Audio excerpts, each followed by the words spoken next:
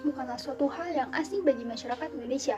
Begitu banyak gunung meletus di negara ini, membuat masyarakat dituntut untuk mengetahui informasi lebih lanjut mengenai bencana gunung meletus dan upaya untuk mengurangi risiko bencana.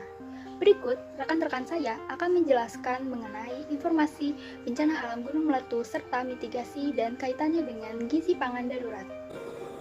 Indonesia adalah salah satu negara yang terletak di lingkaran api atau ring of fire dan memiliki risiko yang besar akan bencana gunung api, yang mana letaknya berada pada pertemuan tiga lempeng, yaitu lempeng Eurasia, lempeng Pasifik, dan lempeng Australia yang bergerak saling menumbuk. Salah satu akibat tumbukan tersebut adalah terbentuknya pegunungan dan pepatahan di busur kepulauan serta sebaran gunung api. Menurut Badan Geologi, Pusat Vulkanologi dan Mitigasi Bencana, gunung api yang ada di Indonesia berjumlah 129 dan merupakan 13% dari jumlah gunung api aktif di dunia. Tak heran, hal tersebut menyebabkan Indonesia menjadi negara yang rawan terhadap bencana gunung meletus.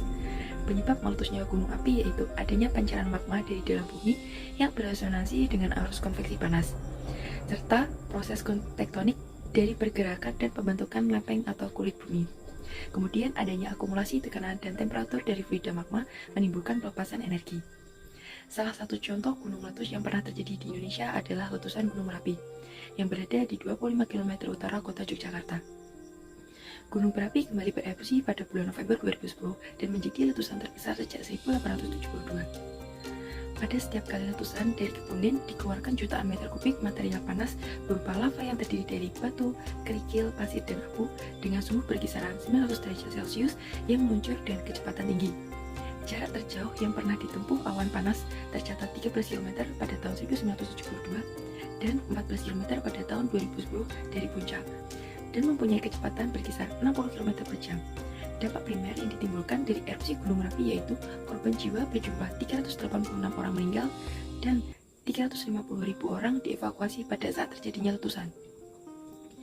Erupsi Gunung Merapi juga memberikan dampak sekunder berupa kerusakan hunian yang menyebabkan 11.000 penduduk kehilangan rumah. Selain itu, kerusakan lahan pertanian di kawasan puncak dan lereng gunung juga terjadi, serta sepanjang sungai yang dialiri material erupsi. Hal tersebut juga berdampak pada perubahan ekosistem masyarakat dan hilangnya atau rusaknya sumber daya produksi seperti pertanian yang menjadi penghasilan sumber bahan pangan. Nah, untuk yang selanjutnya adalah mitigasi. Mitigasi sendiri merupakan serangkaian upaya untuk mengurangi resiko bencana, baik melalui pembangunan secara fisik maupun penyadaran dan peningkatan kemampuan dalam menghadapi ancaman dari bencana tersebut. Mitigasi sendiri terdiri dari dua jenis, yaitu mitigasi struktural dan mitigasi non-struktural. Nah, untuk yang pertama adalah mitigasi struktural.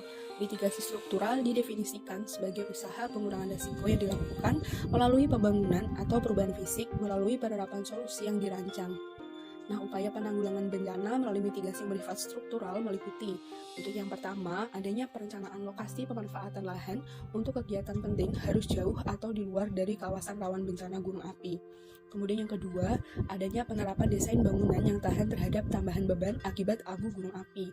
Kemudian untuk yang ketiga, adanya pembuatan barak pengungsian yang bersifat permanen, terutama di sekitar wilayah gunung api yang sering meletus, misalnya Gunung Merapi di Yogyakarta, Jawa Tengah, kemudian Gunung Semeru di Lumajang, Jawa Timur, dan ada Gunung Karangetang di Sulawesi Utara.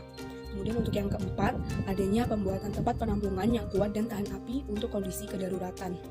Kemudian untuk yang kelima, adanya pembuatan fasilitas jalan dari tempat pemukiman ke tempat pengungsian untuk memudahkan evakuasi khususnya bagi anggota keluarga yang paling lemah seperti bayi, anak, orang sakit, orang lanjut usia, dan penyandang disabilitas. Kemudian untuk yang keenam, adanya penyediaan alat transportasi bagi penduduk bila ada perintah untuk segera mengungsi. Kemudian untuk yang terakhir, adanya pembuatan sabodam. Sabodam ini merupakan bangunan untuk mengarahkan cairan lahar agar tidak melanda pemukiman, persawahan, atau kebun dan fasilitas umum lainnya. Nah, untuk yang kedua adalah mitigasi non-struktural. Mitigasi non-struktural meliputi pengurangan kemungkinan atau konsekuensi resiko melalui modifikasi proses-proses perilaku manusia atau alam tanpa membutuhkan penggunaan struktur yang dirancang. Nah, penanggulangan bencana melalui upaya mitigasi yang bersifat non-struktural meliputi: untuk yang pertama adalah menghindari tempat yang memiliki kecenderungan untuk dialiri lava atau lahar. Kemudian untuk yang kedua, memperkenalkan bahan bangunan tahan api kepada masyarakat. Kemudian untuk yang ketiga, meningkatkan pengamatan dan kewaspadaan terhadap resiko letusan gunung api di daerahnya. Kemudian yang keempat, mengidentifikasi daerah bahaya yang dapat dilihat pada data dasar gunung api Indonesia atau peta kawasan rawan bencana gunung api. Kemudian yang kelima, masyarakat yang bermukim di sekitar gunung api harus mengetahui posisi tempat tinggalnya pada peta kawasan rawan bencana gunung api. Kemudian untuk yang keenam, melakukan pemetaan rawan bencana. Nah, upaya ini berguna untuk menentukan suatu wilayah atau area yang berbahaya atau aman untuk dihuni atau digarap sebagai lahan pertanian dan sebagainya. Kemudian untuk yang ketujuh adalah melakukan penyuluhan secara berkala kepada penduduk yang bermukim di sekitar gunung api. Kemudian untuk yang kedelapan, memberikan penyuluhan khusus kepada anggota keluarga yang paling lemah seperti anak, orang sakit, orang lanjut usia, dan penyandang disabilitas. Kemudian untuk yang kesembilan adalah menentukan status kegiatan gunung api dan melaporkannya sesuai prosedur yang telah ditetapkan. Dan untuk yang terakhir adalah diusahakan agar masyarakat memahami maksud dan arti dari peringatan dini yang diberikan oleh petugas pengamat gunung api. Di Indonesia telah terdapat alat pemantau gunung berapi dengan memanfaatkan sistem telemetri. Sistem telemetri adalah suatu sistem pemantauan jarak jauh yang digunakan untuk memantau daerah-daerah yang sulit dijangkau oleh manusia. Salah satu contoh dari sistem telemetri ini adalah telemetri gunung berapi. Telemetri gunung berapi bertujuan untuk mengetahui kondisi dan aktivitas dari gunung berapi. Aktivitas gunung berapi berbahaya bagi penduduk di sekitarnya karena dapat mengeluarkan gas-gas beracun seperti gas karbon monoksida, gas karbon dioksida, gas SO2, dan gas lain yang dapat mengganggu kesehatan tubuh. Selain itu, aktivitas gunung berapi juga dapat menghasilkan lava panas dan gempa vulkanik. Dari sekitar 500 gunung berapi di Indonesia, terdapat 129 gunung yang berstatus aktif. Gunung tersebut tersebar dari Sabang sampai Merauke. Telemetri terdiri dari dua bagian, yaitu bagian pengirim dan bagian penerima. Bagian pengirim berfungsi untuk mengukur temperatur dan gas pada gunung berapi. Lalu, data tersebut dikirim ke bagian penerima.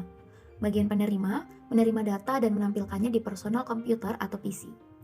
Data-data yang telah dibaca oleh sensor temperatur dan gas dikirim ke bagian penerima secara wireless menggunakan HT.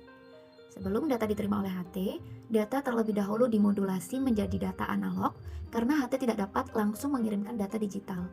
Proses ini dilakukan oleh modulasi frekuensi shift keying atau disingkat FSK. Pengatur urutan pengiriman data-data dari sensor temperatur dan gas ke HT dilakukan oleh microcontroller. Diperlukan analog to digital converter atau ADC yang berfungsi untuk mengubah data analog dari sensor menjadi data digital sebagai input dari microcontroller. Data-data dari sensor tersebut lalu dikirimkan melalui HT ke bagian penerima. Data yang telah diterima oleh HT didemodulasi oleh demodulator FSK agar kembali menjadi data semula. Data tersebut dibedakan apakah berupa data temperatur atau berupa data gas. Lalu diolah apakah telah melebihi ambang batas yang telah ditentukan atau tidak. Untuk ambang batas dari sensor suhu adalah 150 derajat Celcius dan untuk sensor gas adalah 50 ppm. Microcontroller mengaktifkan buzzer apabila diterima data yang melebihi ambang batas yang telah ditentukan. Data yang ditampilkan di PC berupa data grafik dari data-data hasil pengukuran. Bencana alam seperti gunung meletus seringkali menimbulkan dampak yang merugikan bagi masyarakat. Kerugian material seperti kehilangan harta benda maupun kerugian non-material seperti hilangnya sumber air bersih serta rusaknya rumah dan bangunan dapat menimbulkan kondisi rawan pangan di daerah tersebut. Untuk mencegah terjadinya kerawanan pangan, dapat dilakukan dengan mengonsumsi pangan darurat sebelum pasokan makanan stabil. Pangan darurat merupakan makanan yang mengandung energi dan gizi tinggi yang ditujukan bagi korban bencana alam untuk memenuhi kebutuhan konsumsi harian yaitu 2.100 kilokalori. Untuk memenuhi total kalori tersebut, proporsi zat gizi makro yang direkomendasikan adalah protein sebesar 10-15%, lemak sebesar 35-45%, dan karbohidrat sebesar 40-50% dari total kalori. Pada saat tanggap darurat bencana, gizi memiliki peran yang penting. Tanggap darurat dibagi menjadi tanggap darurat awal dan tanggap darurat akhir. Tahap tanggap darurat awal terdiri dari dua fase, yaitu fase 1 dan fase 2. Fase 1 merupakan keadaan setelah terjadinya bencana, di mana petugas belum sempat mengidentifikasi korban secara lengkap, namun bantuan makanan sudah mulai berdatangan. Pada fase ini, pemberian makanan perlu memperhatikan standar ransum agar masyarakat tidak kelaparan dan dapat mempertahankan status gizinya. Selanjutnya pada fase kedua, mulai memperhitungkan kebutuhan setiap pengungsi yaitu 2.100 kilokalori, 50 gram protein, dan 40 gram lemak, serta menyusun menu sesuai dengan bahan yang tersedia. Selain itu, penyelenggaraan dapur umum mulai dikelola dengan baik dengan memperhatikan berbagai aspek seperti tempat pengolahan, penyimpanan bahan makanan, cara distribusi, dan tempat pembuangan sampah agar masyarakat dapat menerima makanan yang berkualitas dan bergizi. Tahap yang kedua yaitu tanggap darurat akhir merupakan tahap penanganan masalah gizi sesuai tingkat kedaruratan. Pada tahap ini diberikan makanan tambahan dan suplemen gizi seperti tablet zat gizi dan kapsul vitamin A. Indonesia merupakan negara yang berada di lingkaran Ring of Fire dan memiliki 13% gunung meletus aktif yang tersebar di dunia, sehingga kerawanan di negara ini cukup besar. Telah terdapat mitigasi bencana gunung meletus yang dibagi menjadi dua, yaitu struktural dan non-struktural. Struktural yaitu meliputi pengupayan lahan yang jauh dari area gunung meletus, pembuatan barak pengungsian, jalur evakuasi, dan pembuatan sabodam. Sedangkan untuk non-struktural yaitu pemberian info mengenai gunung meletus dan pembuatan pemetaan rawan bencana. Saat ini di Indonesia telah terdapat alat pemantau gunung meletus, yaitu dengan sistem telemetri. Kemudian untuk kerawanan pangan yang terjadi akibat gunung meletus, telah disediakan pangan darurat yang dapat dikonsumsi sebelum pemasok bahan makanan telah stabil.